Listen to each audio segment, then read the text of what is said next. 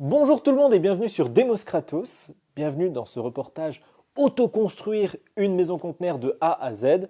Un reportage, en fait, ce sera plutôt une interview puisque le reportage, on l'a fait la semaine dernière où on vous a montré un peu toutes les bases de la maison conteneur avec Bruno. Et là, pour cette vidéo, j'avais envie de faire venir Antoine, qui est architecte diplômé d'État et qui va peut-être m'aider à développer le projet de ma maison conteneur si je me lance là-dedans. Et donc là, c'est l'occasion de te poser un peu toutes les questions techniques. On va essayer d'y répondre. Pour vraiment savoir tout, des fondations jusqu'au toit, la terrasse, tout. Les finitions, la totale. On aura tous les détails de la construction. On a même le petit livre, Construire sa maison conteneur. Donc tu vois, là, on va être en mode... C'est pas une sponsor. Non, malheureusement non, mais c'est vachement pratique ce petit livre. Et donc voilà, donc là, cette vidéo, c'est pour tous ceux et toutes celles qui voudraient des détails techniques très poussés un peu sur tout. Très poussé, on va voir jusqu'à où on va. Mais mais en tout cas, plus poussé que le reportage de la semaine dernière. Voilà. Et ben voilà, peut-être pour ceux qui n'ont pas vu le reportage de la semaine dernière, si tu veux te représenter vite fait. Bruno, à la base, employé restaurant, serveur. J'ai fait une requalification, pas du tout dans le bâtiment, en informatique. Et j'ai fait ma maison container, j'ai commencé ma maison container en 2016. Et j'ai fini en 2018 en autoconstruction et en autofinancement. Donc là, ça fait 2 ans que tu habites. Donc là, on est en 2021, ça va faire 2 ans et quelques mois. Okay. Donc ça va, on va pouvoir avoir un petit recul sur ce que tu as fait. Et... Bien sûr, oui. Là, déjà, j'ai 2 ans d'électricité et de chauffage pour voir si c'était viable, si c'était une bonne idée. Et en chauffage, je suis à 80 € par mois. Okay. Donc, en chauffage électrique. Et j'ai juste une plaque de cuisson gaz pour la cuisine. On peut essayer de voir un peu le projet du tout début du projet jusqu'à la toute fin. Le tout début, c'est quoi? C'est la fondation. Même avant la fondation. Tout début, c'est l'achat du terrain. Donc l'achat du terrain, passage à la banque pour acheter le terrain, et puis demander un crédit pour la maison. Et à ma grande surprise, on m'a refusé mon crédit, puisque c'était une maison en conteneur et qu'ils ne connaissaient pas et qu'ils ne voulaient pas prendre de risques.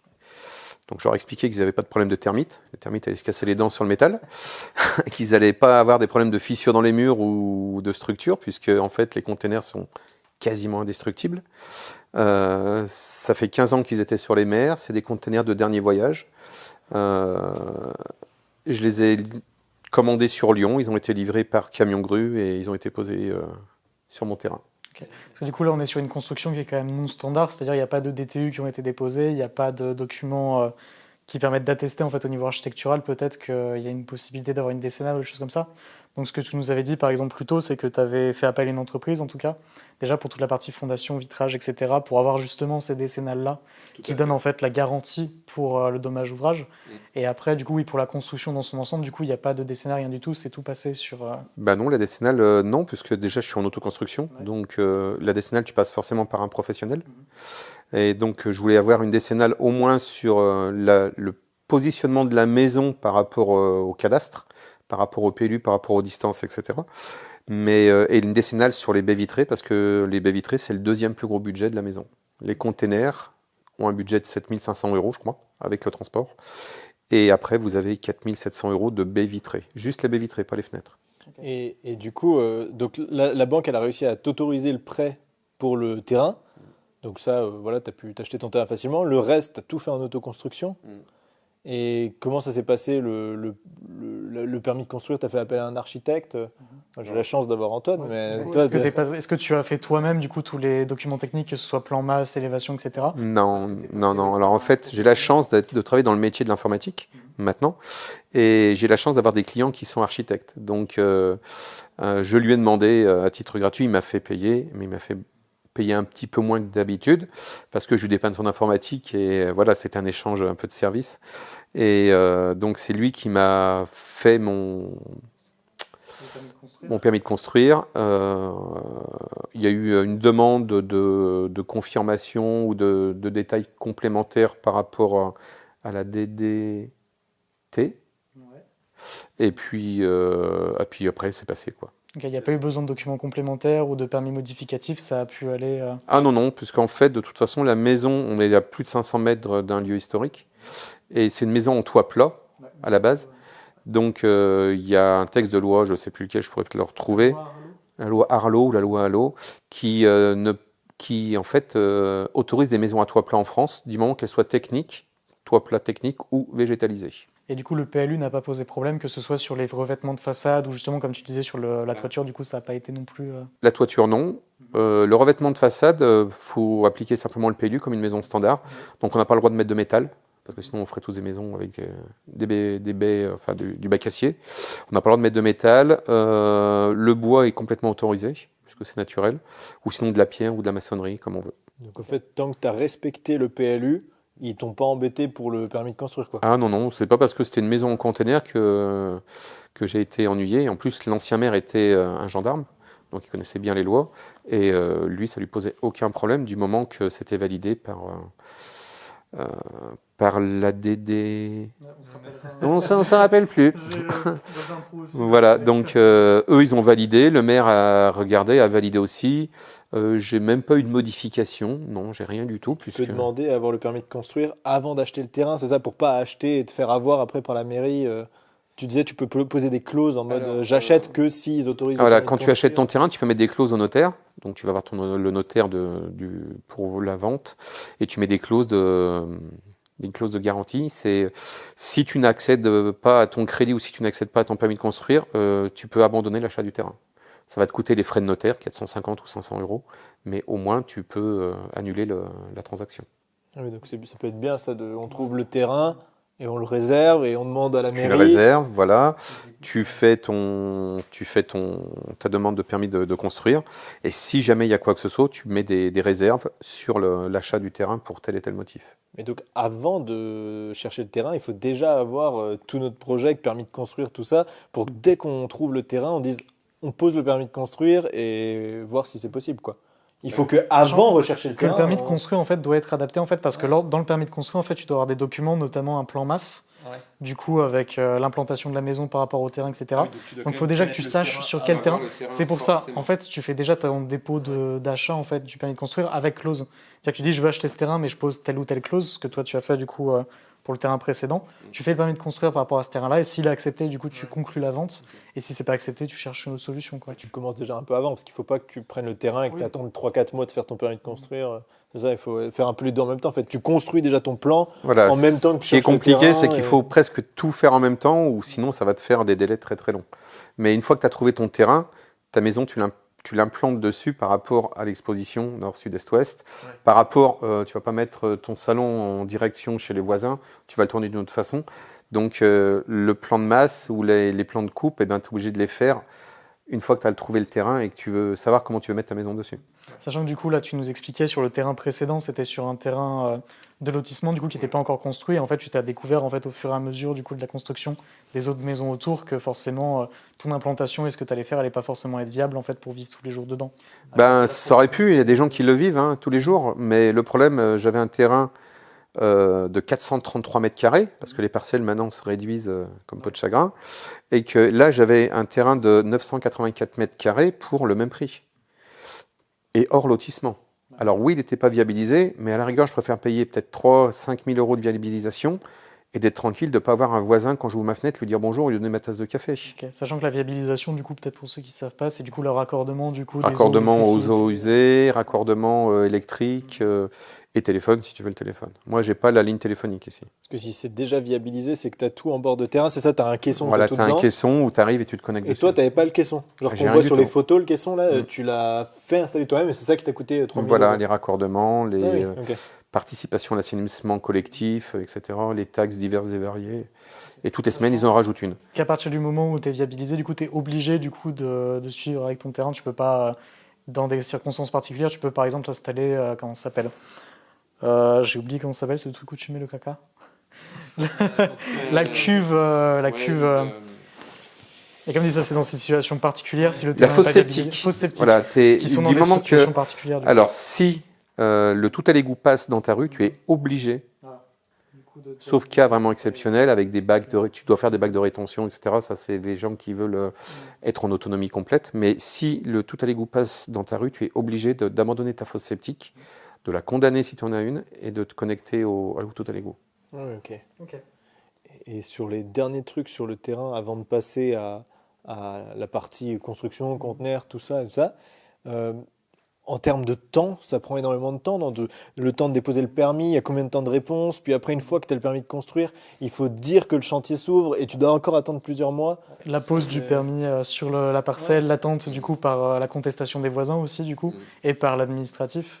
Alors je crois que à l'époque, je crois que c'était 3 mois, donc tu dois poser ton panneau, tu dois prendre une photo, certifier. Tu peux aussi faire venir un notaire aussi, parce qu'ils peuvent dire le panneau n'a pas été posé et tout.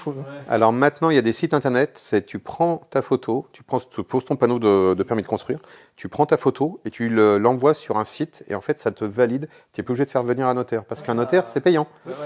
Ou alors ce que tu fais, tu peux prendre aussi ta photo avec un journal, tu prends la photo et tu te l'envoies. Tu as cachet de la poste et tu as avec la photo du journal avec la date. Et donc, c'est pour qu'il y ait, au cas de litige, voilà, une preuve physique. Mais maintenant, je suis quasiment sûr qu'il y a un site où tu peux envoyer ta photo et qui fait foi. Okay. Tu l'as envoyé tel jour, telle heure, et en fait, tu as une sorte de récépissé pour vraiment prouver que tu l'as fait en temps et en heure. Alors moi, avec les voisins, il n'y avait pas de problème parce qu'ils savaient tous qu'il allait avoir une maison container. Enfin, les voisins proches. Hein, tu avais fait un petit peu de prospection auprès d'eux pour essayer de les prévenir. Je leur avais demandé, voilà, je leur ai dit, voilà, je vais construire et je vais construire une maison atypique, il y aura une maison container. Elles m'ont regardé un peu de travers au début, mais après, quand ils ont vu le projet, surtout le voisin de droite, là, il me dit, ah bah c'est bien, toute la journée, je remplis les containers au boulot et le soir, je vais rentrer, j'ai l'impression de travailler. Comme quoi. Elle dit non, t'inquiète pas, il y aura du bois, ça sera joli. Puis c'est pareil, en vrai c'est un détail, mais aussi sur ta barrière extérieure du coup, où normalement c'est censé respecter certaines normes aussi, pareil pour le PLU et tout. Et toi tu as fait le choix, je sais pas si on l'a filmé plus tôt, mais d'installer carrément les cloisons de conteneurs qui étaient ici du coup. Alors je suis dans la récupération et dans l'optimisation, c'est-à-dire les parois des conteneurs qui étaient à la place des poteaux ici, il y a 12 mètres, il y a 24 mètres linéaires. En fait je m'en suis servi pour faire ma barrière de bordure de route. Donc, j'ai fait une demande préalable avec explication, photo, etc. Donc, il y a un mur ondulé pour l'instant où il y aura des inserts de bois sur la longueur pour faire bois et métal. Mais ça ne m'a pas été refusé par le maire non plus. Okay.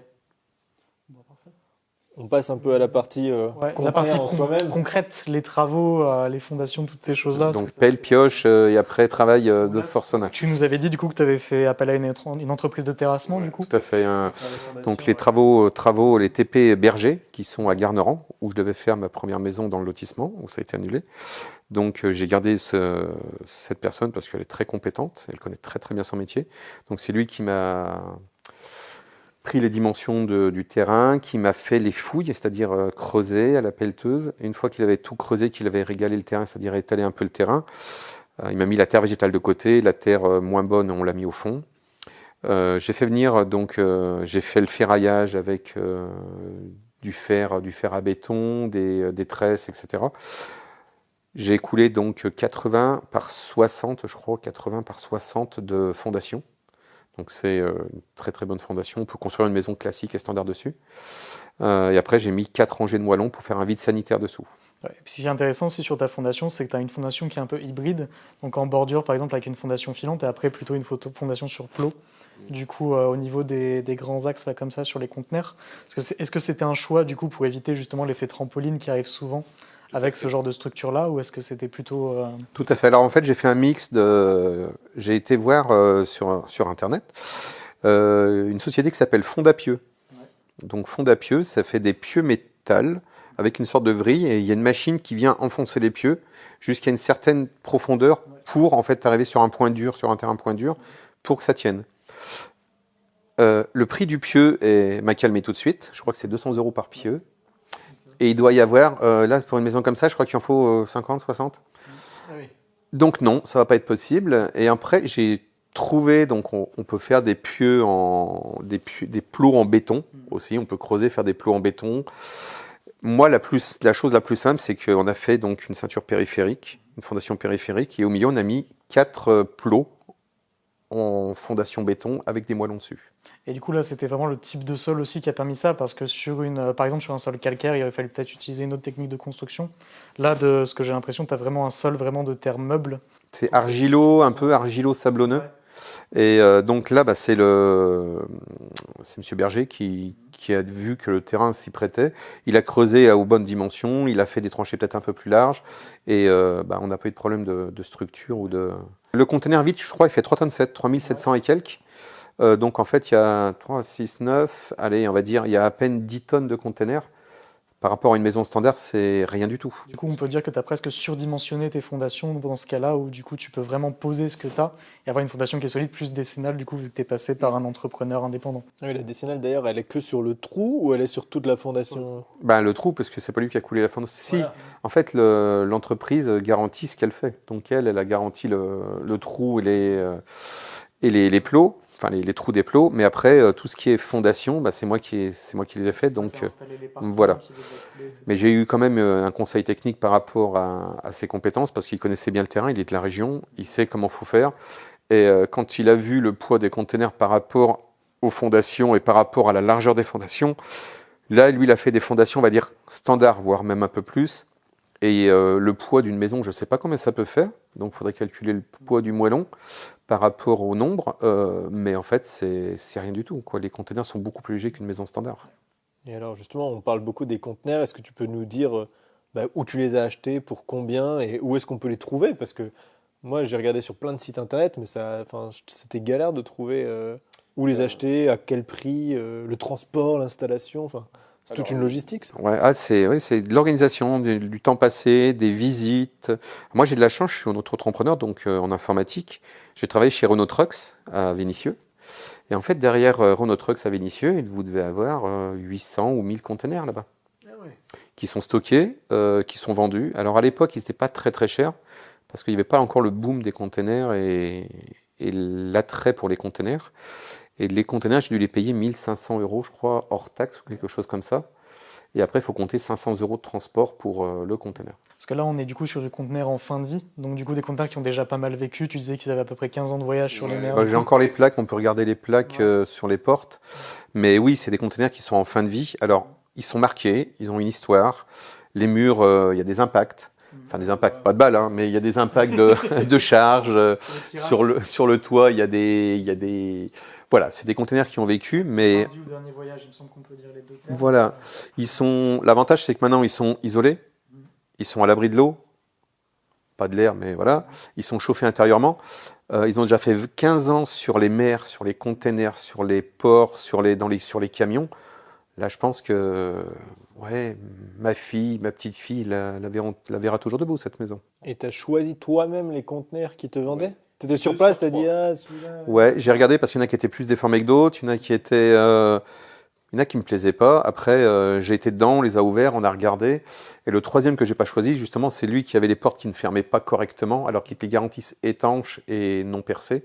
Et les portes ne fermaient pas et j'y avais un léger trou sur la toiture. Bon, la toiture, ça pose pas de problème parce que j'ai mis comment ça s'appelle, oui, il y a le polyuréthane dessus, il y a un bac acier dessus, mais j'ai mis aussi du goudron et après une bande de goudron métal dessus pour boucher le trou. Donc là, on est tranquille, ça ne bougera pas. Ok, du coup, dans l'ensemble, la structure en fait du conteneur, elle est composée du coup des fameux coins ISO, du coup à chaque coin. Et ensuite, tu as du coup ces grands étais métalliques du coup que toi du coup tu es venu découper, mais on en parlera peut-être en détail plus au moment des finitions de l'intérieur. Et du coup, en fait, structurellement parlant, le conteneur en lui-même, il bougera pas. Et maintenant qu'ils sont, tu les as soudés ensemble. Ils sont soudés et boulonnés entre eux, donc je vois pas ce qui peut les faire bouger.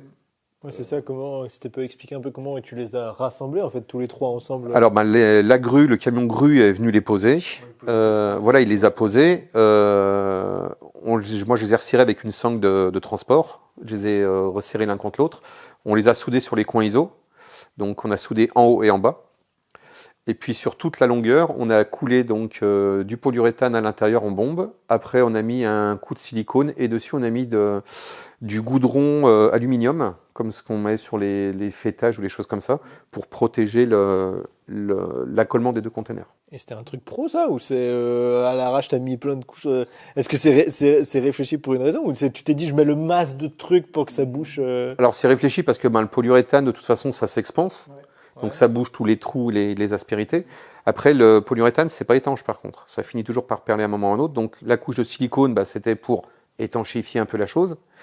Et puis l'alu goudron, c'était vraiment pour protéger, parce que l'alu, en plus, l'été, quand je l'ai fait, il faisait très chaud. On le pose avec le soleil, les conteneurs montaient vite en température à cette époque-là, et donc en fait le goudron a collé, C'est un peu comme un toit goudronné. Et du coup, ça te permet de faire un peu même un joint, en fait, Ça fait un joint. un joint, comment on appelle ça? Joint de dilatation un peu entre les conteneurs, parce que du coup, avec le phénomène de dilatation Tout à fait. thermique, avec la chaleur, du coup, maintenant c'est isolé par l'extérieur, donc il y a peut-être moins ce phénomène-là. Mais du coup, au moment de la construction, quand tu t'as dû jointurer tout ça et tout, tu as construit à quelle période? Plutôt en été ou en hiver, du coup? Sur 2 ans. Il y a eu été-hiver. Je sais qu'il y a des choses qu'on ne fait pas l'été qu'il vaut mieux faire l'hiver. Mais là, le goudron, c'était mieux de le poser l'hiver. L'été, donc ça a été posé l'été, effectivement. Pourquoi tu n'as pas soudé directement? Parce que c'est Parce qu'en fait, il faudrait faire une plaque métallique de 12 mètres de long. Ah, souder, ouais. Il faudrait souder 24 mètres aller-retour, parce que tu soudes sur les deux côtés. Ouais. Ça, c'est la première fois. Et après, il faut le faire sur le deuxième et le troisième container. Donc, ça te fait 12 et 12, 24, 48 mètres de soudure. Et c'est plus long que de tout boulonner, de mettre le silicone, le machin, le L'avantage du goudron. boulon, c'est que tu fais un filetage et puis après tu le mets, quoi. Alors que la soudure. La soudure, en fait, ouais, là, il aurait fallu. Alors, je sais pas, je suis pas soudeur. Après, il y a des soudeurs qui disent, ouais, ça va très vite. Déjà, c'est de la matière première, donc de la baguette, Ouais. d'électricité, parce que le poste de soudure monte en charge aussi, c'est de la consommation. Mais l'intérêt est. Enfin, je vois pas l'intérêt de faire de la soudure tout long, puisque de toute façon, une fois qu'on a fait le joint polyuréthane, le joint silicone et le goudron dessus, ça bougera pas. Ok, là je voulais juste revenir un petit peu pour clôturer un peu cette partie-là sur l'acheminement entre guillemets du conteneur. Parce que du coup, il y a le problème en fait, notamment de ces conteneurs de très grande taille, c'est que toutes les routes sont pas forcément adaptées du coup à l'acheminement de ce genre de camion, de choses comme ça. Donc c'est pas quelque chose qui est possible par exemple dans des endroits très reculés. Ici, là, j'imagine que le réseau routier était suffisant du coup pour permettre l'arrivée des camions, des choses comme ça. Mais est-ce que du coup ça a demandé une préparation en amont de la part de l'entreprise? Non. Peut-être réfléchir ou est-ce que Non, du tout. On m'a demandé si les camions pouvaient passer. Donc, au coin de la rue, là, si vous êtes arrivé par la gauche, il y a un camionneur qui habite là-bas, un smirmorque. Et là, j'ai des camions de bêtes qui passent pour les paysans et les camions de lait. Donc, oui, c'est chaud. Oui, mais ils y sont quand même arrivés. Voilà, c'est des petits chemins de campagne. On n'est pas sur des grosses départementales. Bon, il y a des grosses départementales plus loin, mais là, c'est un lieu-dit. Donc, un lieu-dit, c'est pas. Si vous avez vu passer 10 voitures depuis ce matin, je crois que c'est le grand maximum. Hein. Bah, s'ils arrivent à venir ici. Après, tu vois, moi je regarde des terrains plus en montagne, ça monte un peu plus, machin. Ouais, il faut regarder Et l'état de la l'itreillage, route, après. il faut regarder. Il faut demander à l'entreprise, du coup, avant que je cherche mon terrain, leur dire qu'est-ce qu'il faut que je regarde pour. Sinon, après, tu peux trouver un paysan dans le coin aussi avec un char. Hein. Ou avec des roues. Tu peux faire. Après, tu as l'adaptation de roues que tu peux mettre sous ton conteneur, qui est tracté par un tracteur. Hein. Ouais. Et du coup, comme dit, tu nous en parlais un petit peu tout à l'heure, justement, de la pose même du conteneur où tu as fait venir un camion grue, du coup, exprès pour Alors, poser le camion grue, moi j'ai eu de la chance à l'époque, le camion grue était offert. Ah, c'est Donc en fait, ils sont venus, c'était un camion, un smirmorque avec un Palfinger. Enfin, un Palfinger, c'est la grue derrière la cabine. Il est arrivé, il a pris son premier conteneur, il l'a posé, lui. Il a enlevé son chariot, enfin sa smirmorque. Il est revenu et les autres camions sont arrivés et il les a pris, il les a posés. Et du coup, tu as bloqué toute la route en fait pour tous les Non, voisins. parce qu'ils ils se sont garés un peu plus loin, il y a un champ, un petit chemin de terre. Et les mecs sont vraiment très très doués quand ils font une manœuvre, ils font ça les yeux fermés, et ils rentrent dans un trou de souris. Hein.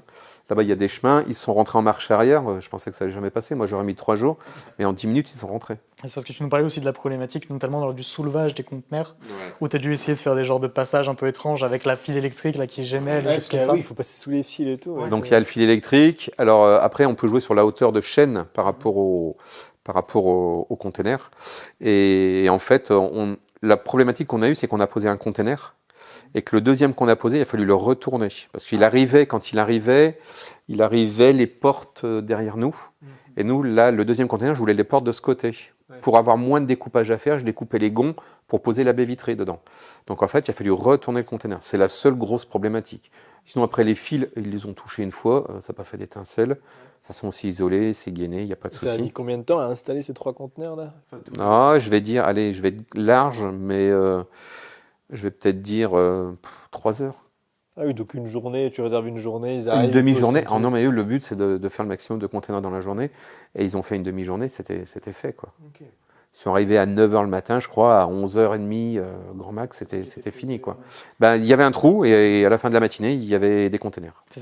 C'est pour ça que ça rappelle aussi l'importance du coup de bien fonder du coup avant l'arrivée des conteneurs. Parce que j'imagine que tu as dû suer un petit peu au moment de les poser en se disant est-ce que je me suis pas trompé de 4 cm et du coup le machin il se pose plus dessus.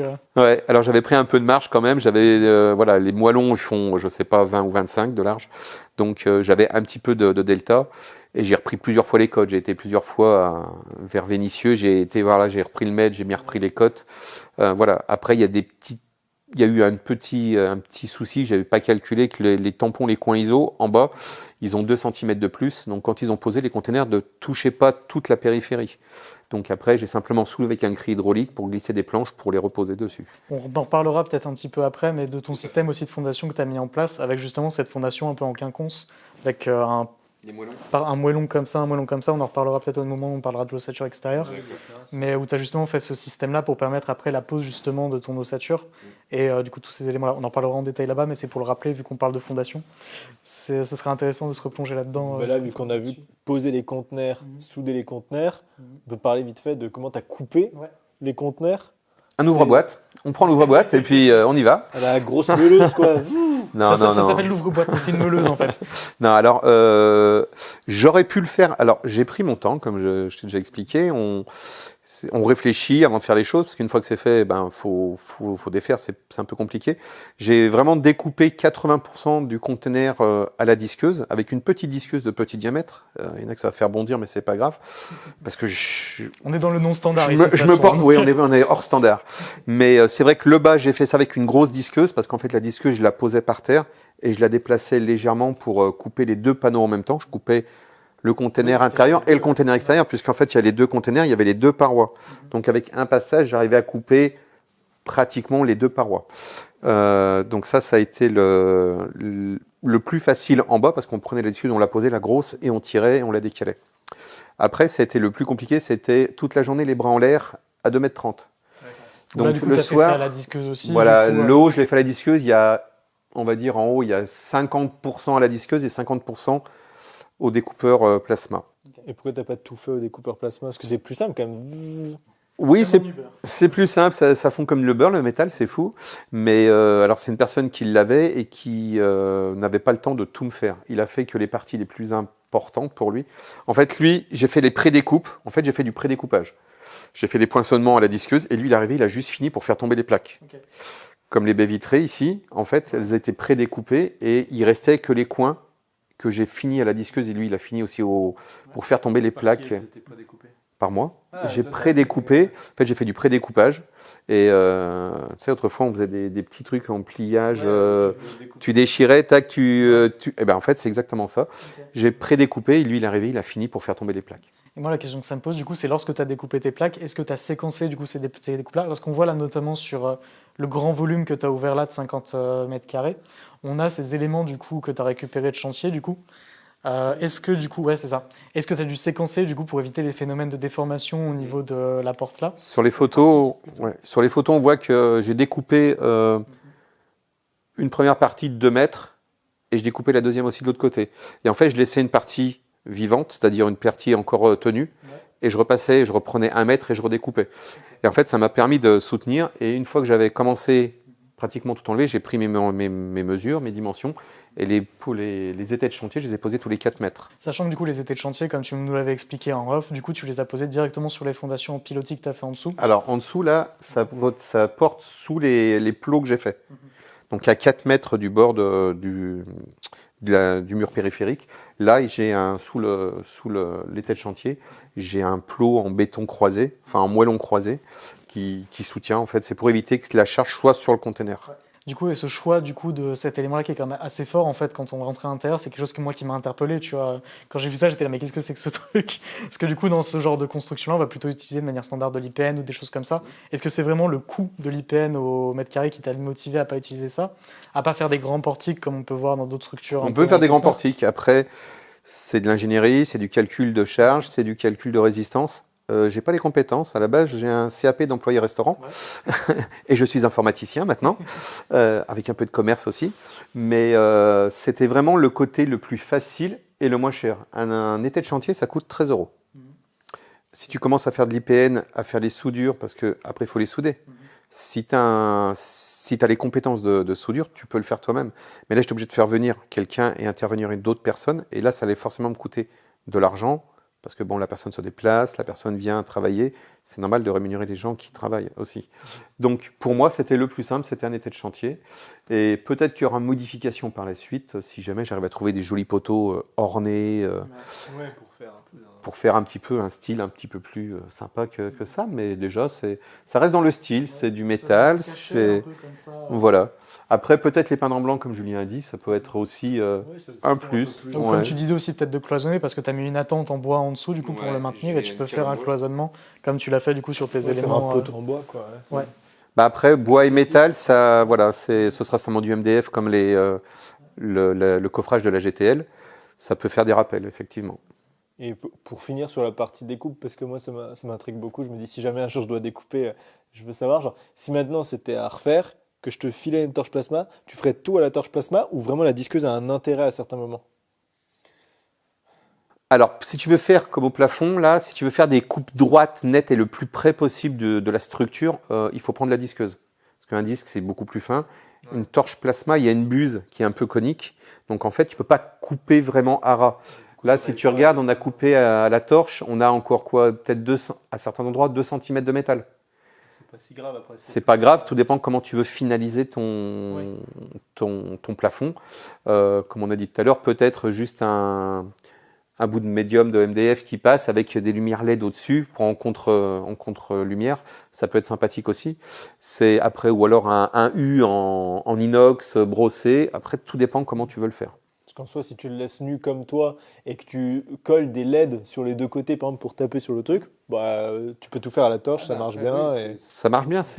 Tout dépend si tu veux le faire rapidement ou pas. C'était pas ma torche, j'aurais pu la louer, mais louer, c'est un coût. Ouais. Ça a toujours un coût. Mais après, le coût par rapport au disque, la disqueuse et tout, il faut voir aussi. Ouais, après, c'est pas très très cher. Hein. Tu arrives à trouver, dans le fichier Excel, tu verras, il y a les disques, c'est détaillé. Ouais. C'est pas très cher. Et les disques, ouais, je les ai amenés au bout. Hein. Il restait plus que la rondelle métal, hein, c'était clair. Ouais, ça doit être beaucoup plus galère quand même, la disqueuse par rapport à la torche. Donc tu gagnes peut-être du temps. Alors en fait, j'ai fait, j'ai commencé à faire des pré-découpes. Et après, je prenais vraiment la grosse pour finaliser certaines choses. Ouais. Et alors. Encore une fois, j'étais vraiment pas pressé. Moi, ce qui a été, c'est que j'étais vraiment pas pressé et que ça m'a permis de prendre mon temps et de faire comme je le voulais, comme je l'entendais. C'est pour ça aussi, ça m'interpelle aussi pour finir justement sur les découpes. Tu as fait le choix aussi sur cette cloison intérieure-là de garder du coup la cloison conteneur. Et du coup, tu nous parlais justement des limitations qu'il y avait pu avoir, notamment au moment de la pause où tu n'as pas pu poser l'isolant ou des choses comme ça. En termes phoniques, notamment par exemple lorsqu'on est dans le salon et qu'on discute, est-ce que ça peut être gênant? Du coup, étant donné que tu as décidé de ne pas faire d'ossature intérieure, tu as décidé de ne pas mettre de cloison ou de cloisonnement intérieur.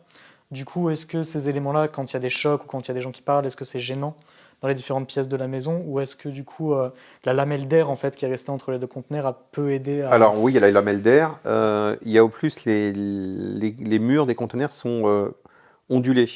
Donc en fait, ça casse énormément le son. Aux prises micro, vous avez peut-être pu le voir. Il y a moins de résonance. Il y a très très peu de résonance et même quand le conteneur est vide, il y a moins de résonance que dans une maison vide. Parce qu'en fait, l'onde sonore est cassée par les ondulations. Donc là, on a une première face et à l'intérieur, il y a un deuxième mur. Donc effectivement, ça casse 2 fois le son. Après, on ne peut pas diviser le son par 2, ça c'est clair. Mais si on veut vraiment, après, on peut mettre soit... je crois qu'il existe des films acoustiques. Je ne sais plus ce que c'est qui existe. C'est une sorte de film acoustique. Après, oui, on peut mettre ça avec un placo, on peut remettre ça avec plein d'autres choses. Ouais, ou mettre des meubles, comme tu disais. Un meuble pour casser, ça absorbe. Avec un canapé et les coussins, ça absorbe énormément le son dans une pièce. Bah là, tu disais que tu as une deuxième pièce où tu as des gens qui dorment des fois et toi, tu regardes la télé ici. Bah, ça ne les réveille pas la nuit. Ah non, c'est clair que c'est totalement vivable en fait. Ah, c'est entièrement vivable. Parce que je pense que les gens dans leur tête, ils se disent mais on doit tout entendre à travers, c'est pas un mur, c'est juste du métal, ça transmet tout le son et tout. Bah non, en fait, ça fait mur quand même. Nous, on l'a testé avant. C'est clair. Bah, on n'a pas entendu beaucoup les voisins alors qu'ils sont sortis. On a à peine entendu les deux scooters qui sont passés et qui me disaient bonjour parce qu'ils me connaissent bien. Bah là, si on entend le il y a Baptiste au drone qui filme. Voilà. Alors après, est-ce qu'on n'entend pas dans une maison? Après, faudrait faire un test. Ouais. Mais au point de vue décibels, non, c'est super correct. On entend le chant du coq le matin, les petits oiseaux. Mais ça, c'est par les ouvertures des fenêtres. Ça, c'est bien.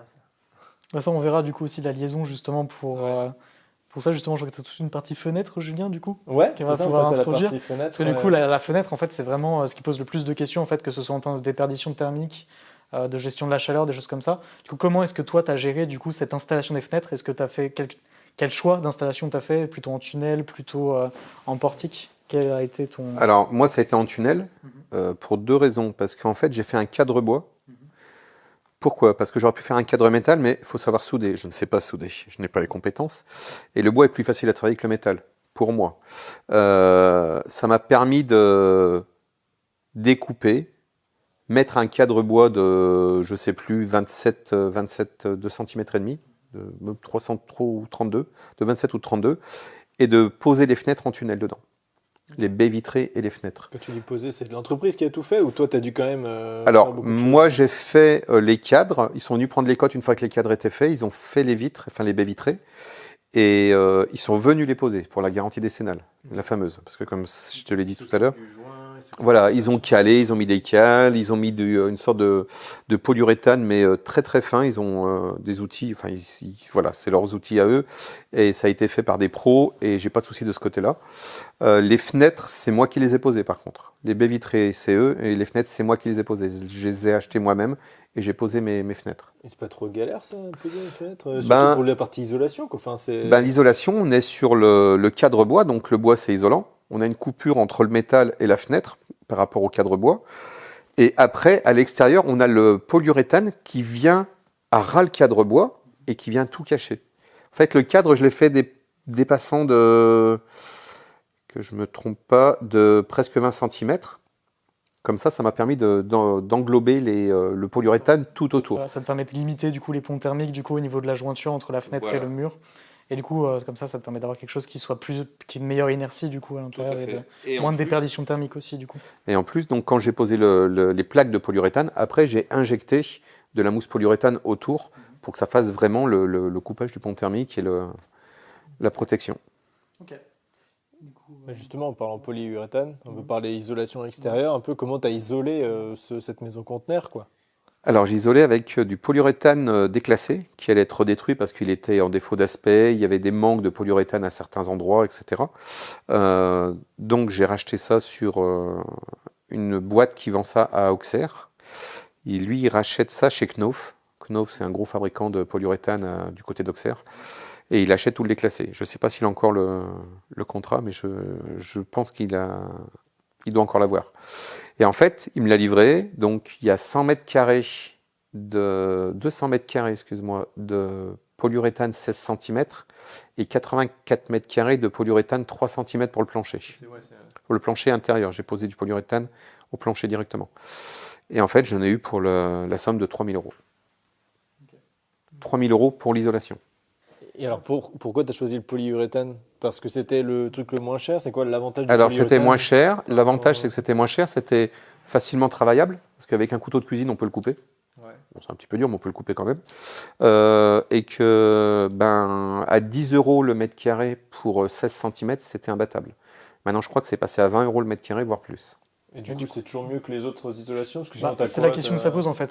En fait, ça dépend de ton lambda et de ton R. Et du coup, en fonction de ton isolant, tu n'as pas le même R. Tu vois, par exemple, sur le polyuréthane, je ne sais pas combien il est. 7 et quelques. 7 et quelques. Et du coup, c'est la même couche d'isolant que tu as utilisé. Tu as utilisé 16 cm pour la toiture et pour. Les murs. Ok. Parce que du coup, il y a des questions aussi pour la RT 2012, notamment où par exemple, pour les toitures, il faut un R de 8 par exemple, ou sur les murs, un R de minimum 6.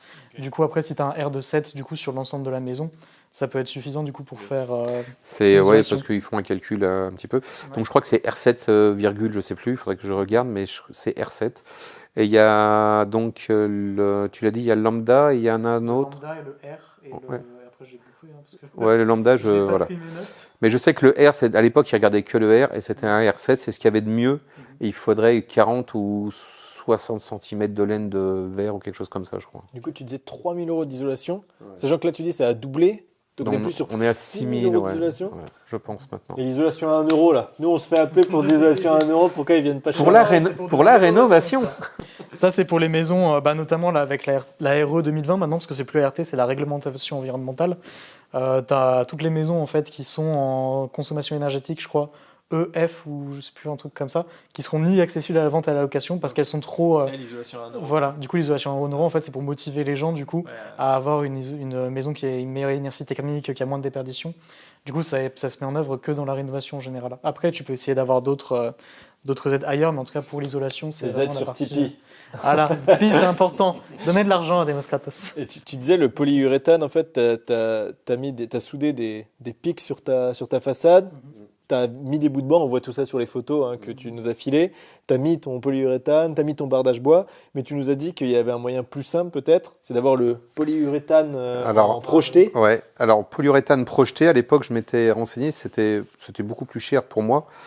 Parce que j'ai trouvé ce polyuréthane déclassé et c'est pour ça que j'ai eu aussi peu de frais sur l'isolation. Et si j'avais pu, si j'avais voulu, j'aurais pu remettre encore 3 ou 4 cm de polyuréthane puisque j'ai mes chevrons qui avaient assez d'espace.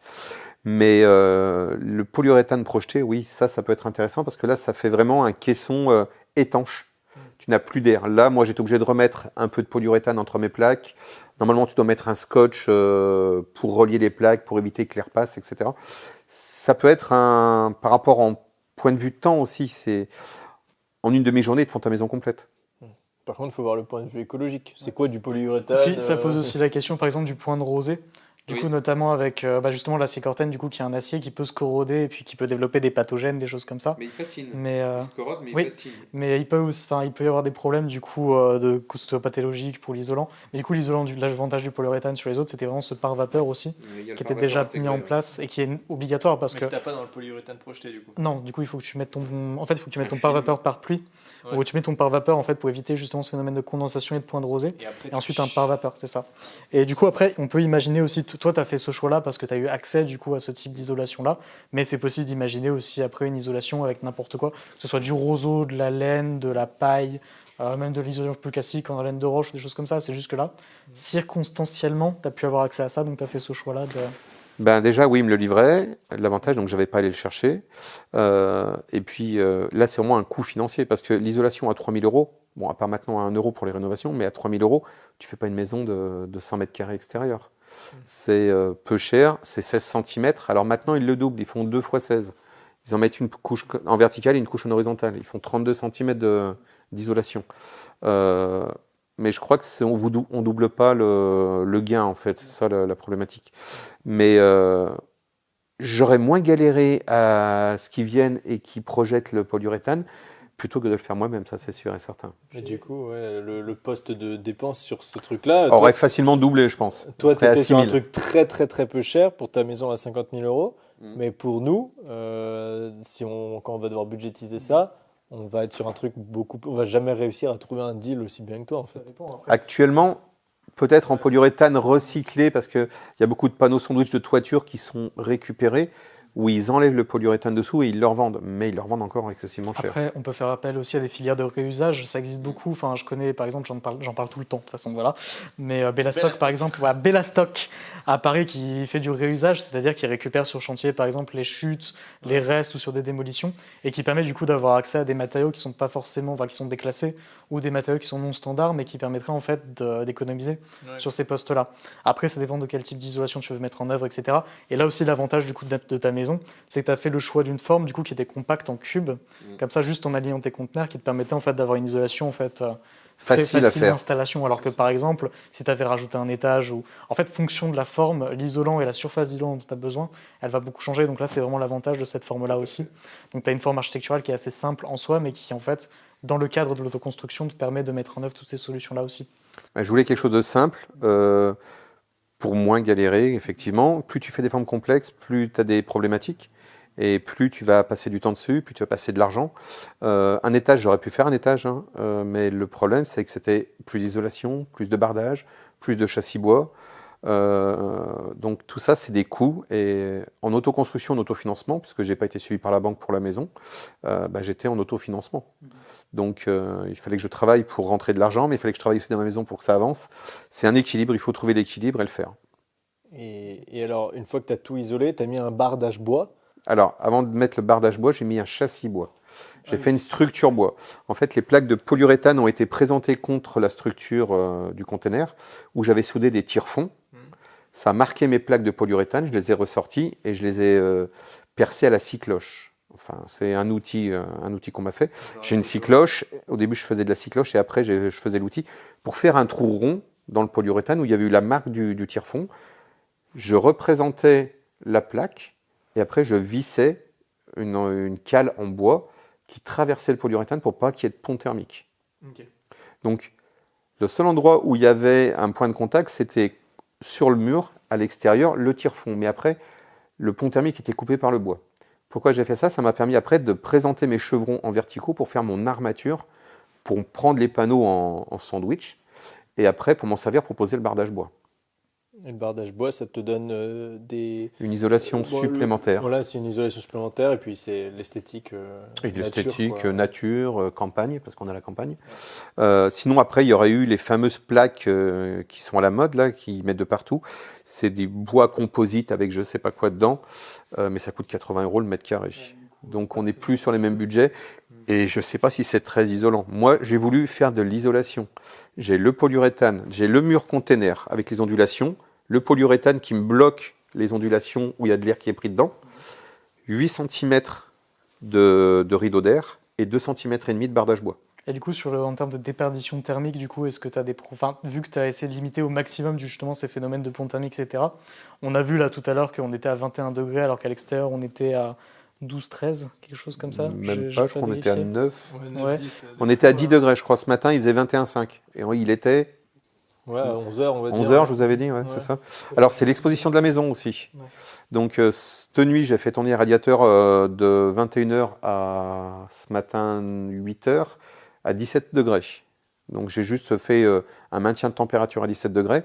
À 8h, je les ai arrêtés. Et quand vous êtes arrivé à 11h, dans la maison, il faisait 21, je ne sais plus combien. Ouais, tout a chauffé par le solaire passif. Le soleil, les baies vitrées. Donc, j'ai mis du double vitrage, pas du triple.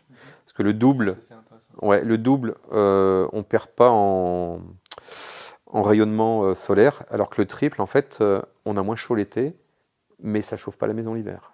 Ah, ok. Le triple, en fait, c'est bien pour certains moments de l'année, mais pour les autres, c'est pas bon. Ok. Et justement, t'as pas mis de toiture un peu pour casser en été certains rayons du soleil Il y aura peut-être une pergola qui va Voilà, arriver ouais. par la suite. Du coup, pas de casquette, rien du tout. Là-dessus, vraiment tout le soleil rentre. Ben, c'est quand même agréable d'avoir du soleil qui rentre. L'été, de toute façon, la maison est ouverte. J'ai la baie vitrée qui donne au sud qui est ouverte et j'ai les deux baies vitrées qui donnent à l'est qui sont ouvertes. Les fenêtres sont oscillobattantes, donc en fait la maison est aérée. Même si ça chauffe, s'il fait 30 degrés dehors, il fera 30 degrés dedans, mais au moins c'est pas grave, quoi. De toute façon, on parlera un peu de la ventilation, je pense, après. Du coup, pour tout ce qui est à l'intérieur de la maison et tout. Oui, c'est vrai qu'on va Parce arriver que après à on arrive petit à l'intérieur. petit, là, on finit l'enveloppe et après on passe à l'intérieur du coup. Mais du coup, là, pour le coup, là, on a fait à peu près toute l'enveloppe, on a observé un peu les toitures, on a observé les murs, etc. Là, il nous reste la toiture du coup. Au-dessus, tu as fait le choix du coup d'une toiture plate en bac acier, si je me trompe pas. Demi-pente. on va Demi-pente. dire. De toute façon, une pente est obligatoire pour laisser s'écouler les eaux. Oui, effectivement. Et du coup, toi, tu as fait le choix du bac acier que tu souhaiterais plus tard peut-être recouvrir pour la toiture végétalisée. Qui est officiellement recouvert par une toiture végétalisée. Donc oui, en fait, le bac acier, là, le bac acier, si tu calcules le coût d'un bac acier par rapport à un toit en tuile, déjà, il faudrait plus de pente pour le glissement de l'eau. Et c'est ce qu'il y a de moins cher. Donc j'ai pris du bac acier anti-condensation. Il y a un film dessous anti-condensation pour pas que j'ai du perlage ou des choses comme ça. Et en une journée, c'était posé. Ok. Du coup, en fait, du coup, ce que tu as fait, c'est que tu as posé ton polyuréthane, tu as mis ta charpente du coup en pan, et ensuite tu es venu installer ton bac acier par-dessus pour avoir ta pente et du coup avoir quelque chose que tu as caché du coup par un acrotère du coup. Voilà, en fait, le mur est au-dessus du toit. On cache le toit par la hauteur des murs. Et autour, on a fait un acrotère pour éviter le trou entre les chevrons et le passage d'air. Et justement, pour terminer sur la partie de toute la construction extérieure, avant de parler de l'aménagement intérieur, est-ce que tu arrives à estimer combien de jours de chantier tu as eu avant que ce soit, je dirais pas habitable, mais au moins… Hors d'eau, hors d'air. Hors d'eau, hors d'air, voilà, c'est ça qu'on… Je te donnerai la réponse plus tard parce que je vais regarder les photos Ouais. quand j'ai commencé à construire et quand j'ai finalisé le bardage. Mais je pense que c'était, là comme ça je dirais une bêtise, Mais il faudra vraiment que je te donne j'ai les dates précises, j'ai pris 700 et quelques photos depuis la construction de la maison, avec toutes les évolutions et toutes les étapes. Parce qu'en soi, tout ce que tu me dis le toit, on a mis un jour, coupé, on a mis quelques jours. Bon, l'isolation, par contre, là, tu as mis 3 semaines, un mois, tu m'as dit. Je regarderai aussi, je te donnerai tous les détails. Mais voilà, il y a des phases. Alors en plus, l'isolation, faut pas la louper. Fallait prendre le temps de réfléchir, il a fallu présenter les plaques, souder les tire-fonds, donc ça a pris plus de temps. C'était au mois de novembre, au mois de décembre, on avait un temps pourri en plus, il pleuvait. Donc quand tu arrives sur le terrain, que tu t'enfonces de 2 cm ou 10 cm, non, ça donne pas envie de travailler. Il fait froid, tu es trempé. Donc oui, j'ai vraiment pris le temps de le faire. J'aurais pu le faire beaucoup plus rapidement, ce projet, mais j'étais pas pressé. Et c'est intéressant, tu as fait des travaux, du coup, des chantiers en hiver? Ah oui, ça a été Donc j'ai posé en février 2016, février ou mars 2016, le permis de construire. Donc mars, avril, mai, juin, juillet, j'ai fait les fondations. Juillet, août, septembre, quelque chose comme ça aussi. Et après, j'ai commencé, donc les containers étaient posés, je sais plus de la date non plus, mais ça on va les retrouver. Et après, j'ai fait l'intérieur des containers. L'avantage, c'est que les containers étaient posés juste avant l'automne. Donc, j'ai pu travailler dans les containers à l'abri de la pluie. Okay. Donc, je pense que là, sur l'enveloppe, on a déjà une belle image du coup des ouvrages que tu as pu réaliser, etc. Du coup, on va peut-être pouvoir se concentrer maintenant plus sur l'intérieur, du coup, à partir du moment où on était hors d'air, et un peu observer du coup les ouvrages que tu as pu mettre en place. Donc, du coup, là, pour le sol, du coup, tu as fait le choix d'un d'un plancher flottant, du coup. Parquet flottant, plancher flottant. Ouais. Ou ce que tu nous expliquais aussi, c'est que du coup, le plancher du conteneur de base aurait pu être aussi un très bon choix, du coup. Alors, sur des containers, on va dire, de premier voyage, on pourrait garder le plancher en isolant les conteneurs par en dessous, parce qu'il y a forcément un pont thermique, parce qu'il y a des vis qui vont sur les poutrelles dessous pour stabiliser tous les planchers. Mais par contre, un petit décapage, un petit ponçage, et puis c'est du bois rouge exotique, c'est du bois noble, donc ça pourrait être intéressant. Imputrescible, etc. Et qui sont des très bons bois. Mais le problème, moi, c'était des containers de dernier voyage, donc les planchers étaient pas défoncés, mais étaient très marqués. Il aurait fallu vraiment poncer sur une grosse profondeur. Donc j'ai préféré isoler. Donc il y a 3 cm de bois rouge, 3 cm de polyuréthane, 1 mm de sous-couche et 8 mm de parquet flottant. Sous-couche, c'est-à-dire ? C'est une sous-couche pour le parquet flottant, c'est pour rattraper un peu les aspérités. C'est une sorte de film à bulles très très fine. Que tu mets sur le polyuréthane, du coup, entre le polyuréthane. polyuréthane Ouais, je l'ai mis entre le polyuréthane et le parquet flottant. Okay. C'est quelque chose que tu mets dans les immeubles pour éviter aussi l'effet sonore.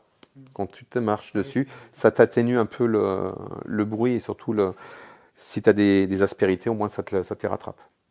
Okay, sachant que la pose du parquet, c'est toi qui l'as fait intégralement du coup avec l'aide du coup de ton père et de. Non, ça c'était un ami qui travaille, qui fait de l'embellissement de maison et il m'a aidé à poser. En une journée, on avait posé le salon.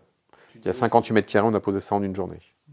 Tu disais, il faut faire gaffe à laisser du coin sur les côtés. Et oui. Si tu le poses en été, il est plus distant. Voilà. Donc, pour poser le parquet, il faut le poser l'hiver, parce que l'hiver, les conteneurs ont moins de dilatation. Parce que si vous le posez en été, les conteneurs sont un peu plus grands. Et quand le froid arrive, en fait, les conteneurs se rétractent un petit peu. Et en fait, si vous laissez passer de marge autour, effectivement, ça fait remonter le parquet. Donc, en gros, si tu le poses en hiver, tu laisses 1 cm. Si tu le poses en été, tu laisses 2 cm. C'est ça ? Voilà, en gros, c'est ça. Parce qu'il va se réduire à 1, ouais. Voilà, en gros. Ok. On a déjà aussi parlé un petit peu du coup de l'élément structurel, du coup de tous ces éléments verticaux du coup que tu as utilisés. Les étais de chantier ? Ouais, les étais de chantier. Après, comme dit, sur l'ensemble de la structure, là au final, étant donné qu'à part les grosses découpes que tu as pu faire ici, structurellement parlant, en fait, le conteneur il se tenait déjà en lui-même et tu as eu peu de travail en fait. Où, notamment, on voit sur certains projets où il y a des gens qui vont dégager totalement les parois conteneurs pour ensuite recloisonner à l'intérieur. Mais toi, tu as fait ce choix du coup de conserver ça en cloison et de ne pas refaire de travail de cloisonnement intérieur. Je m'évite du travail, je suis feignant un peu. On devient logique, on devient intelligent, on réfléchit. Pourquoi l'enlever pour refaire quelque chose pour décaler 10 cm ? On s'adapte. La chambre, elle fait 2,50 m par 4 mètres de long. 2,50 m de large par 4 mètres de long, ça fait 9,50 m en gros. Voilà. C'est vivable. De toute façon, on y dort. On passe la plupart du temps de notre journée dans la pièce à vivre, c'est-à-dire salon, salle à manger, cuisine, et sur la terrasse en été ou en bonne saison. Et du coup, justement, ce que ça me pose comme question, c'est qu'on a ce grand volume ici. Du coup, c'est plus sur aussi les questions de chauffage, par exemple, où du coup, tu as fait le choix justement du chauffage électrique d'appoint, étant donné que tu as aussi du coup ton élément calorifique, dont tu peux nous parler un petit peu aussi. Ta VMC chauffe Ouais. déjà, quoi. Alors, ma VMC chauffe. Alors, à la base, c'est un chauffe-eau thermodynamique. C'est une mini pompe à chaleur qui est sur un ballon et qui me récupère les calories de la maison et qui chauffe le ballon d'eau chaude. Le chauffage même de la maison, j'ai 2 radiateurs pour les 85 mètres carrés intérieurs, 85 ou 86. 2 chauffages électriques. Il y a 2000 watts et 1500 watts, je crois. Okay. Et donc, au point de vue tarif, je suis à 80 € par mois. D'électricité, de chauffage et de VMC, de frigo, et quoi d'autre? De télé, de box un petit peu, le PC qui consomme beaucoup aussi. Le PC consomme plus que les radiateurs. Il peut chauffer aussi. PC il chauffe. Race, Il ça chauffe. fait chauffage du conteneur. Ouais. J'ai aussi mis des LED autour du miroir pour de la lumière d'ambiance, mais par contre mes ampoules, ce ne sont pas des ampoules LED parce que les ampoules LED ne chauffent pas. J'ai mis des ampoules il y a 10 ans, ça fait des sortes de tubes. Incandescents, c'est ça. Enfin, Alors, c'est non, c'est pas des filaments, c'est des ampoules basse consommation, entre 5 et 15 watts, c'est ce qui se faisait avant, et il y a un dégagement calorique. Alors, c'est pas grand-chose, mais c'est toujours ça. Parce que ça me pose aussi justement sur cette question des ambiances, un peu, il y a la chaleur, mais aussi du coup la ventilation, ou du coup, quel choix tu as fait, du coup, parce que tu nous parles de VMC, mais quel choix tu as fait, par exemple, pour retirer... quand ça va, parce qu'on sait que sur les conteneurs, par exemple, il y a déjà en fait des attentes qui sont utilisées pour avoir de la circulation d'air du coup pendant le transport de marchandises pour éviter du coup de la pourriture intérieure, etc. Du coup, t'es pas du tout parti sur une ventilation naturelle ici. Non. Il me semble, tu es vraiment parti sur un système de. J'aurais voulu faire un puits canadien ou c'est un puits canadien ou c'est je sais plus dans le sud de la France, ils l'appellent autrement. Mais il fallait creuser sur 2 mètres de profondeur, faire au moins 20 mètres de longueur, une légère pente. Tous les ans, il fallait entretenir la chose parce que sinon ça peut t'amener de la salmonellose, je crois. Donc il y a vraiment... puis il y avait un coût parce qu'il faut faire la tranchée. Donc j'aurais pu le faire, un puits canadien ou un puits provençal, ils appellent ça aussi. Mais non, je suis parti sur un produit français qui est Aldes, un chauffe-eau thermodynamique qui fait VMC, qui chauffe le ballon d'eau chaude et qui fait VMC. Ah, c'est le chauffe-eau fait VMC en même temps. C'est la question que je me posais parce que tu n'as pas de VMC en plan toiture du coup. Tu as une VMC du coup ici et qui vient tirer du coup l'air vicié jusque dans la chambre là-bas. Tu as vu quand tu as mis la main contre l'aspiration et en fait tu sens un léger flux d'air qui est constant. Du coup, tu n'as pas d'air vicié qui reste en suspension ou quoi que ce soit, tout est tiré du coup. Pour l'instant, non. C'est la grande question de la ventilation parce que j'ai l'air d'être en bonne santé, j'espère que je le suis. Et du coup, comment ça marche techniquement parce que tu as ton chauffe-eau, on l'a vu dans la salle de bain, et tu as quoi? Tu as un tuyau qui fait tout le tour du conteneur Pas du tout, non. Je laisse la porte de la salle de bain ouverte. mais comment la VMC qui est là, elle est reliée à quoi? Parce qu'en fait, là, ça tire énormément. Le chauffe-eau, le chauffe-eau thermodynamique, tu mets la main dessus. En fait, tu sens l'air qui est aspiré. Oui, mais il tire de où? Parce que là, tu disais ça tire dans le trou qu'on a vu là dans le conteneur. Mais du coup, il y a quelque chose que tu as collé. Du polyuréthane, mais j'ai des entrées d'air dans le vide sanitaire. J'ai une entrée d'air au nord, une entrée d'air au sud.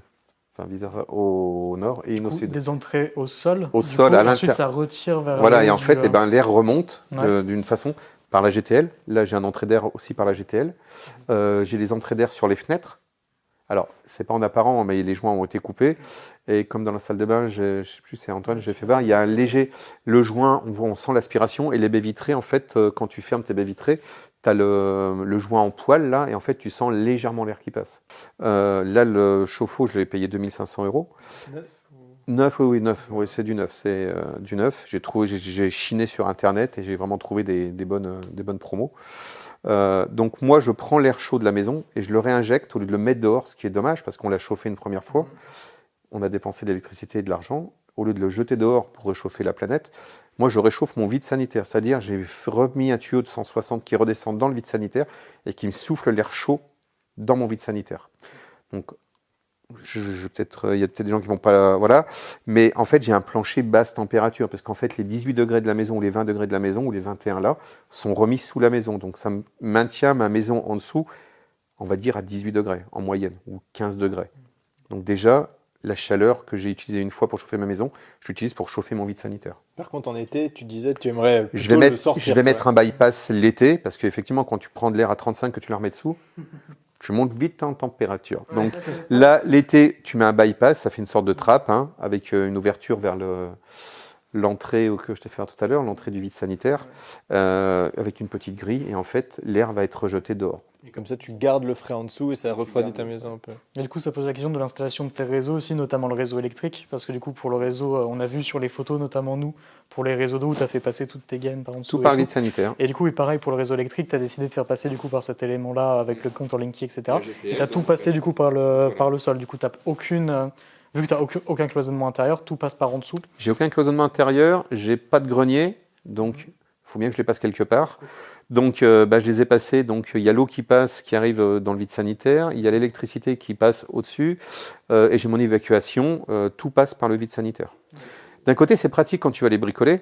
Bon, il faut te mettre à quatre pattes avec une bonne lampe, mais au moins tu peux accéder à tous tes raccords, aussi bien ton eau, ton électricité. Là, j'ai les câbles aussi, les câbles réseau qui passent.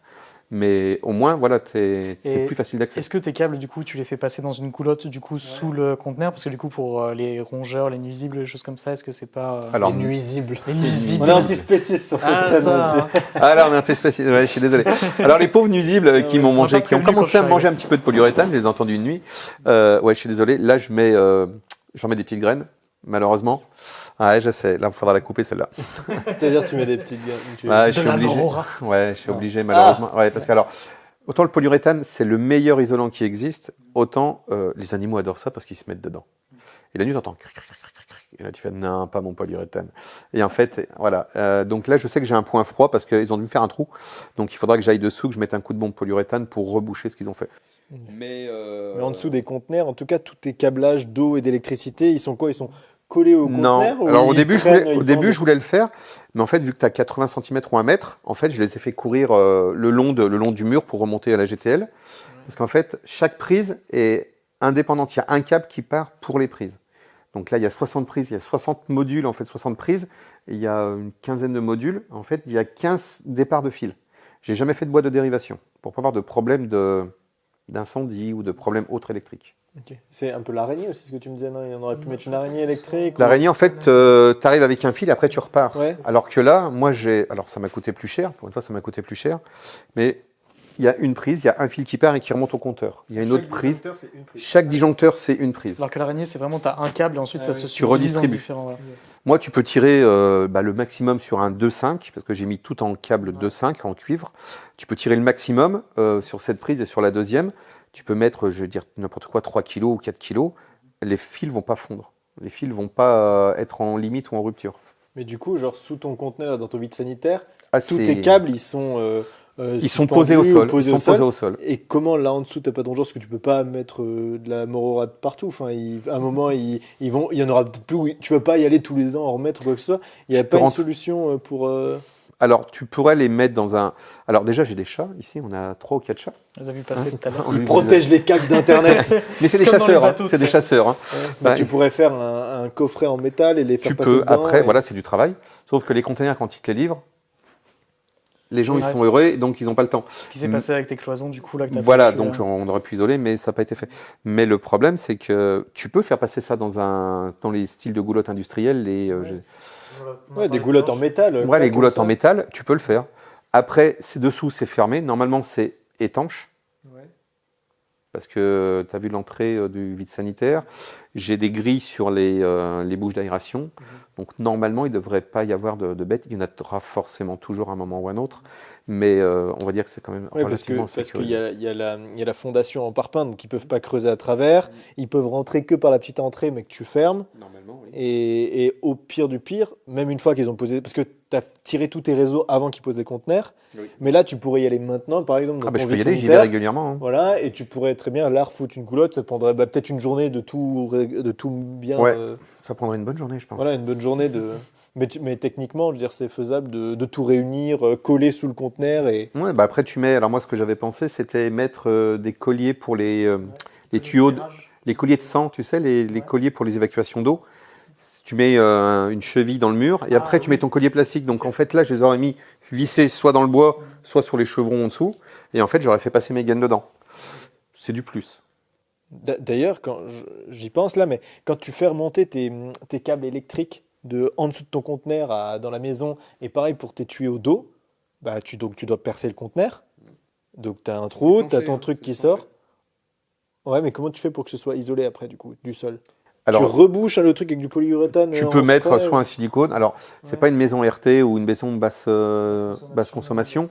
Donc, parce que dans les maisons basse consommation, dans une prise, quand tu tires une prise, après, oui, il faut qu'il bouche pour pas qu'il y ait d'aspiration. Parce qu'ils mettent la maison en pression et dépression. Il y a un mec qui vient, je sais plus comment ça s'appelle. C'est pour dans les bureaux d'études thermiques là, qui Voilà, viennent c'est ça, vérifier du coup les déperditions Et en thermiques. fait, moi, vu que c'est pas une maison basse consommation, j'ai pas besoin de faire ça. Mais oui, en fait, les câbles annelés, normalement, tu dois les mettre. Après, soit tu fais un joint silicone, soit tu fais un peu de mousse expansive dessous. La plupart du temps, c'est la mousse expansive. Mais moi, j'ai pas eu cette problématique-là parce que les trous, je les ai vraiment fait au diamètre. J'avais un gros forêt et un forêt de 25 ou je sais plus. Et en fait, j'ai percé avec ça. mais tu passes ton tuyau après Et dedans. après, tu le passes en force. Il vient, il est élastique. Du coup, il est élastique, il s'étire un peu et après, il revient et il se remet en place. C'est ce que je vous expliquais aussi là, devant les portes du coup des conteneurs avant du coup l'installation, etc. Tu as une plaque métallique du coup au niveau de la porte. J'essaie de me souvenir de ce qu'on avait discuté tout à l'heure oui, aussi. tu peux pas percer trop dans le sol parce que tu as d'une plaque métallique. Sur les bords, sur les bords. Il y a c'est pas au milieu, c'est sur les bords. sur 2 cm et demi, en fait, tu as une équerre métallique qui tient le plancher. Et en fait, tu peux pas percer tes fils, tu peux pas faire passer tes fils à ras le mur. Sinon, tu tombes sur le métal. Après, tu peux le découper, hein, tout est possible aussi. C'est pour ça qu'il faudra se méfier avec la RE 2020 là, qui arrive. Il y a des petites choses comme ça qui... Et du coup, tu disais un peu pour les prises et tout ça, tu n'as que pris du Legrand, des choses où tu te dis c'est un peu plus cher. J'ai pris de la marque, j'ai pris du Legrand.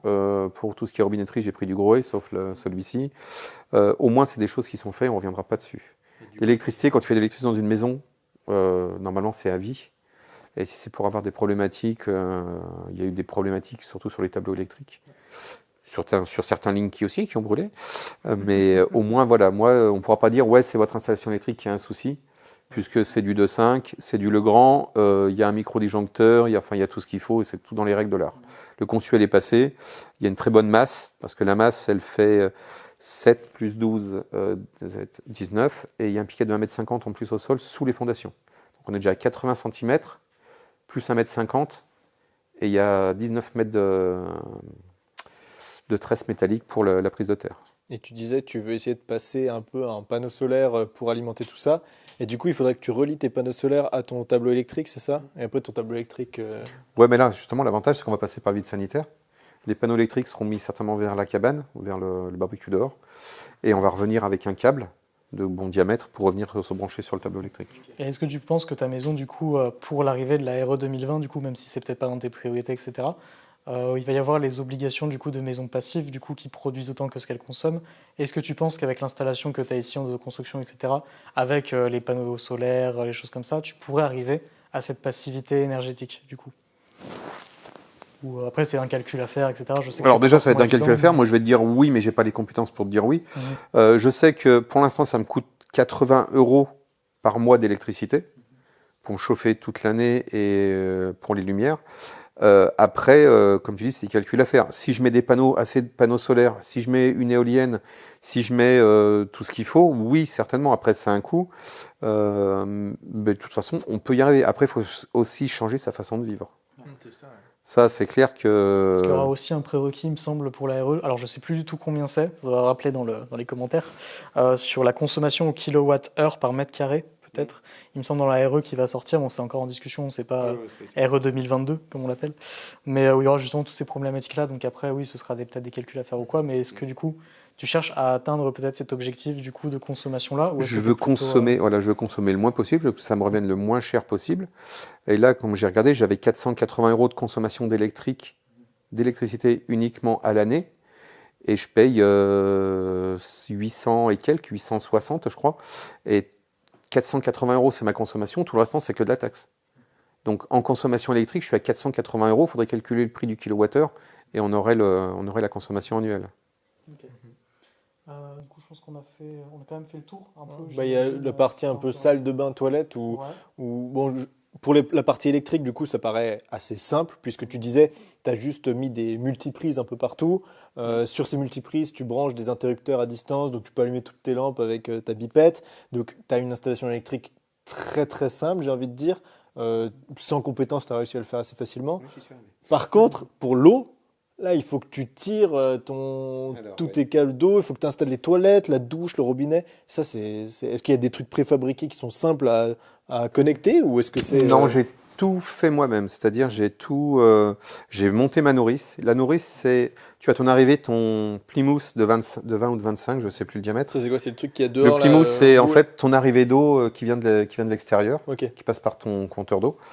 Donc, tu as l'arrivée du Plymouth, tu as le compteur d'eau, et après, tu as une nourrice avec toutes des petites vannes. En fait, chaque partie de ta maison a une vanne qui correspond. C'est-à-dire, tu peux couper indépendamment l'évier, de la douche, des toilettes, etc. Ah, là-bas, ils t'installent plein de vannes Non, déjà. c'est pas là-bas. Là-bas, c'est juste l'arrivée. Il Là-bas, t'en as il t'amène le gros tuyau. Voilà. Donc, le terrassier est venu m'installer ça quand il m'a rebouché. C'est lui qui m'a installé le Plymouth. Ah, ok. Donc, lui, il a posé le Plymouth, il l'a branché là-bas et il l'a branché là. Enfin, c'est moi qui l'ai branché. Et donc, on le branche sur cette nourrice. Et sur cette nourrice, on a des robinets. Je te ferai les photos. Et tu peux couper toutes les parties. J'ai mis un robinet d'or aussi. L'hiver, je le coupe. Ok. Et du coup, ça, après, c'est juste un long câble. Un long tuyau Une qui arrive. entrée, une sortie, quoi. Non, Voilà. la sortie, t'en as qu'une, c'est le tout à l'égout, là, c'est ça? Ah, le tout à l'égout, oui. Il y a donc le fameux tuyau qui descend le long du mur et qui redescend et qui va au tout à l'égout. Donc ça, c'est simple. Enfin, t'as juste à...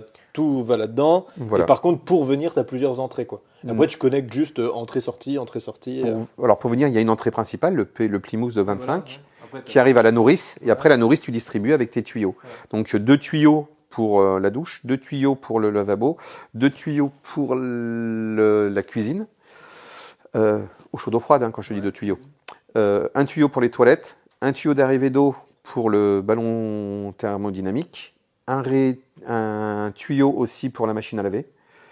Et je crois qu'on a fait le tour. Et un tuyau pour mettre dehors. Donc déjà, il faut une dizaine de petits robinets pour se connecter. Une dizaine de... Mais sachant que tes robinets, tes 10, ils sont d'eau froide. Et t'en as une Oui. partie qui passe dans ton...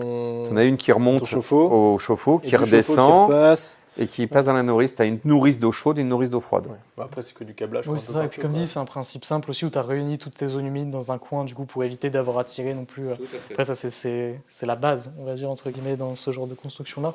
Mais c'est Ouais. quand même. Alors, il y a des fois où, quand tu regardes des plans, tu as la cuisine à côté et là, tu te dis. Ça dépend si c'est en appartement. Des fois, ils font monter On des est bien gaines d'accord. sur les deux et après, c'est entre appartements. Après, c'est sûr que ça dépend de la mise en place. Justement, sur cette question, justement, même dans l'ambiance de vie, du coup, où c'est une question qu'on s'était posée avec Julien et puis avec ta famille aussi, ces choses-là, où sur l'ambiance de vivre dans ce genre de maison-là, où du coup, on a ce grand espace de vie, mais où du coup, les chambres sont directement accessibles, en fait, depuis l'entrée. Donc, qu'est-ce que ça te manque pas, entre guillemets, d'avoir peut-être des éléments de cloisonnement entre tes espaces jour, tes espaces nuit, ou est-ce que c'est plus un style de vie, du coup, que tu as développé au fur et à mesure?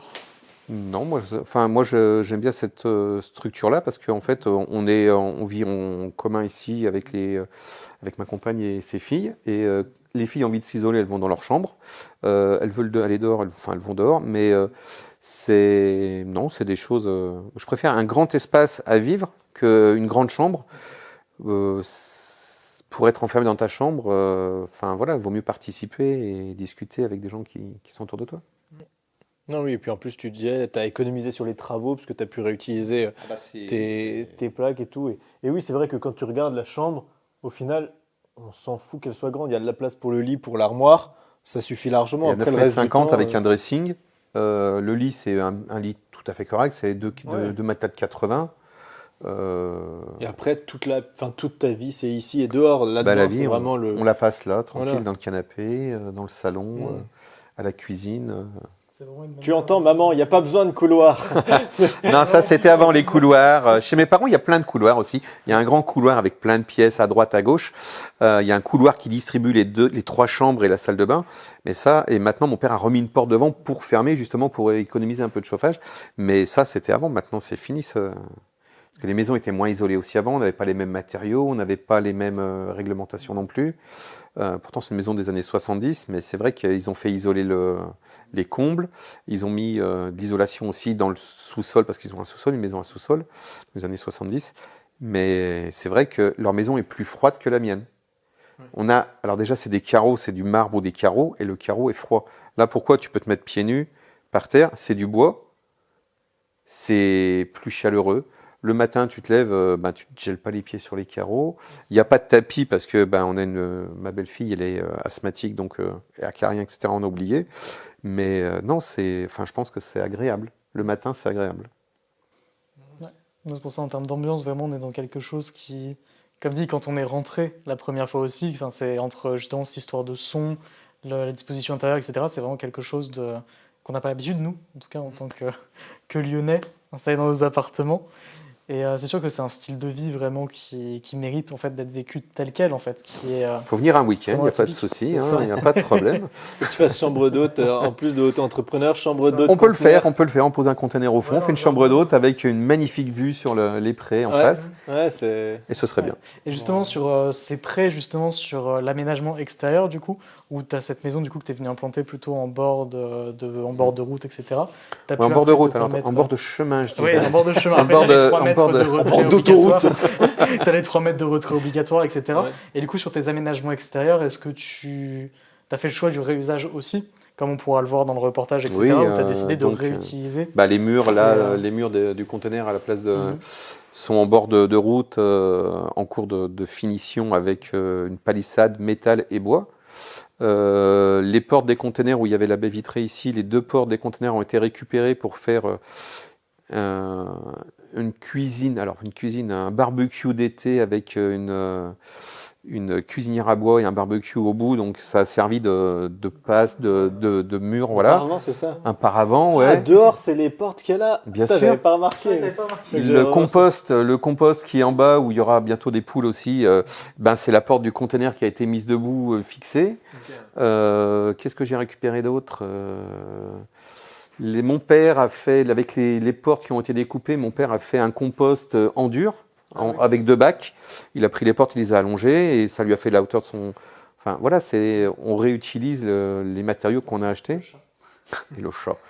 C'est lui qui mange les souris. On essaie de réutiliser au maximum.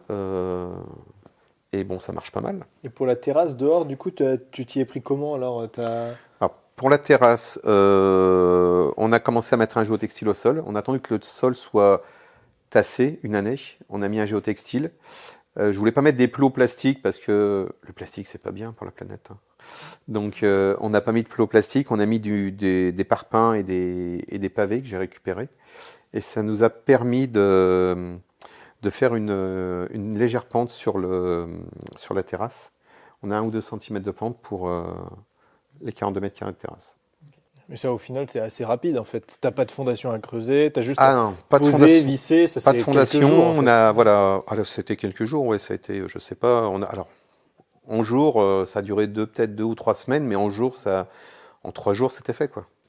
Puis comme dit, pas besoin de déclaration préalable. Je sais pas si pour la terrasse, tu n'as pas besoin de déclaration préalable. Je crois qu'à partir d'un certain mètre carré, donc il n'y a pas 42 mètres carrés, il n'y a que 8 mètres 50 de terrasse. Et puis après, dehors, tu as fait un peu des coins potagers, la petite cabane, enfin tu as essayé d'aménager un peu dehors. Un petit coin sympa, on a un petit coin zen détente. Le coin jacuzzi. Je sais pas.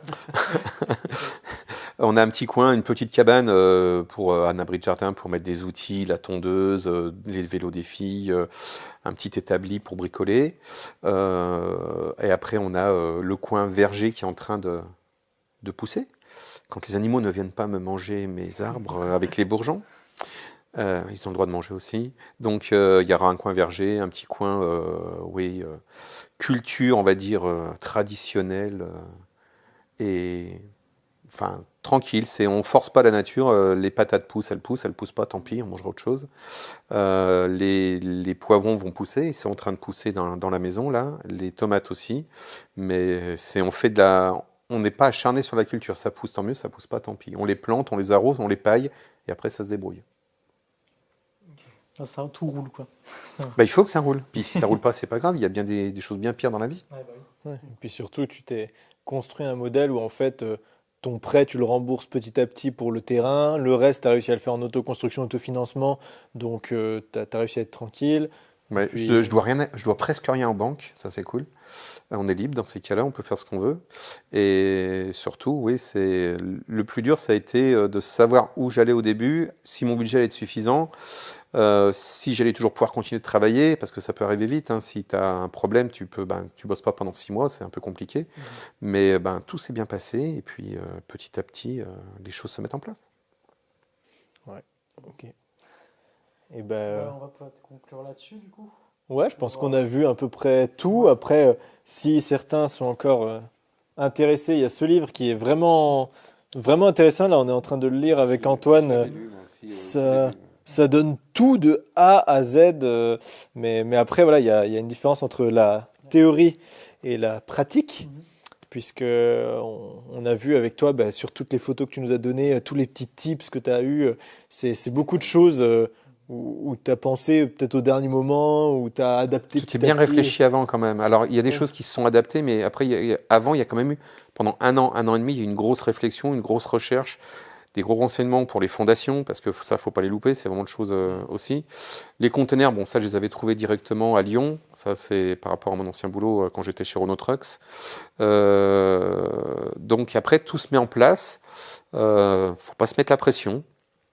Si ça va pas, on jette le marteau, on reviendra demain, c'est pas grave. On jette la disqueuse aussi quand on s'énerve. Mais on peut taper sur les containers aussi, ça marche. Voilà. Le but, si tu ne te mets pas la pression, tu arriveras forcément à ce que tu veux à un moment ou à un autre. Ça sera peut-être plus long, mais pas de pression, ça t'aide déjà beaucoup. C'est un très beau bout de la fin. Et c'est une bonne conclusion. On a abordé pas mal de choses. On avait abordé des choses aussi dans le reportage qu'on n'a pas abordé ici. Donc les deux vidéos sont bien complémentaires. Donc si vous avez vu cette vidéo mais pas le reportage, il est en fiche, il est en description, il est partout. Allez voir le reportage, c'est complémentaire. Et puis il y a toutes les autres données. Et peut-être que on continuera à faire des reportages encore sur ces sujets de maisons conteneurs et d'autres habitats alternatifs. C'est un secret pour plus tard. Voilà, on va peut-être aller voir des usines qui construisent des maisons conteneurs, mais du coup là plus en mode industriel, pas d'autoconstruction, mais pour comparer un peu et voir ce qu'ils disent. Donc bref, plein de reportages qui arrivent sur Demos Kratos. Donc n'oubliez pas de vous abonner et d'activer la cloche de notification pour ne pas louper toutes ces futures vidéos. N'oubliez pas surtout de nous soutenir sur Tipeee, parce que c'est ça qui nous permet de vivre, c'est ça qui me permettra d'avoir un salaire décent pour me construire une maison en conteneur. Vous voyez le fil rouge qui commence à se déployer devant vous. On commence là, on va finir avec une maison de Julien peut-être. Ouais, c'est ça, dans un an, vous aurez une vidéo « Je construis ma maison conteneur ». Ou pas, ou peut-être que ce sera un tout autre projet. Peut-être que ce sera un échec. Peut-être que ce sera une maison A, ou une maison en terre. terre La fameuse paille maison bois. A, t'as regardé le reportage ou pas? Peut-être que ce sera plein de projets. Ce qui est sûr, c'est qu'on va beaucoup s'amuser. Merci Bruno d'avoir nous avoir introduit à tout ça. Et puis, à très bientôt sur Demos Kratos. Au revoir. Bonjour, c'est la fin du reportage.